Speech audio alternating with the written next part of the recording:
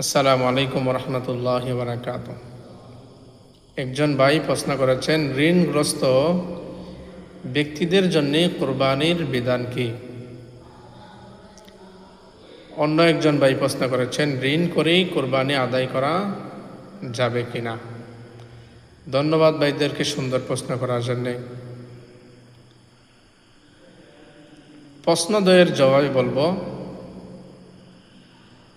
আসলে দেখুন, ইসলামী শরীয়তে কোরবানি একটি মালি ইবাদত, একটি আর্থিক ইবাদত।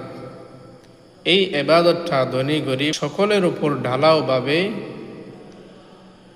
কোরবানি ওয়াজিব নয়, বরং এই ক্ষেত্রে ইসলামী শরীয়ত কিছু শিথিলতা প্রদান করেছে। কোরবানি ওয়াজিব হওয়ার জন্য নেশাব পরিমাণ সম্পদের মালিক হওয়া শর্ত। কোরবানি ওয়াজিব হওয়ার জন্যে নেশাব পরিমাণ সম্পদের কোরবানি ওয়াজিব হওয়ার জন্য নেশাব পরিমাণ সম্পদটা কোরবানির দিনগুলোতে আপনার আমার কাছে বিদ্যমান থাকতে হবে, সারা বছর বিদ্যমান থাকা শর্ত নয়।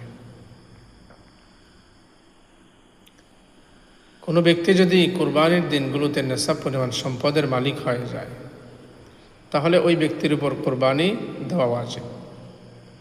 অথবা নেশাব পরিমাণ সম্পদের মাল তার কাছে বিদ্যমান থাকে, তাহলে ওই ব্যক্তির জন্য কোরবানি ওয়াজিব।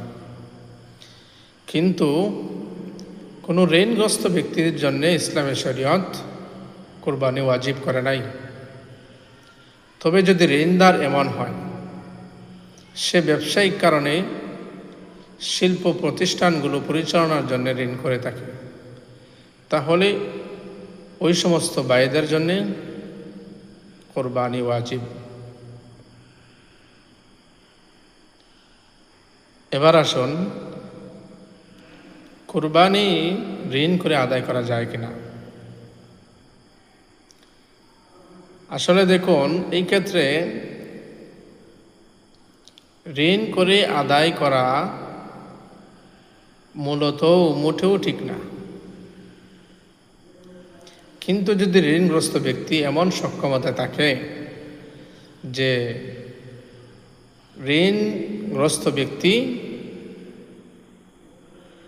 কোরবানির টাকা পরিশোধ করতে তার কোনো অসুবিধা হবে না, কোনো সমস্যায় পড়বে না, কোনো বিপদগ্রস্তের মধ্যে পড়বে না, তার পরিবারকেও কোনো বিপদের মধ্যে ফালাবে না, তাহলে ওই সমস্ত ভাইদের জন্য ঋণ করে কোরবানি আদায় করা বৈধতা রয়েছে। কিন্তু বিপদের মধ্যে পড়ে যাবে, পরিবারকে বিপদের মধ্যে ফেলে দিবে, নিজেও বিপদগ্রস্ত হতে পারে, এমন ব্যক্তিদের জন্যে ঋণ করে কোরবানি আদায় করার বৈধতা ইসলামের শরীয়তে নেই।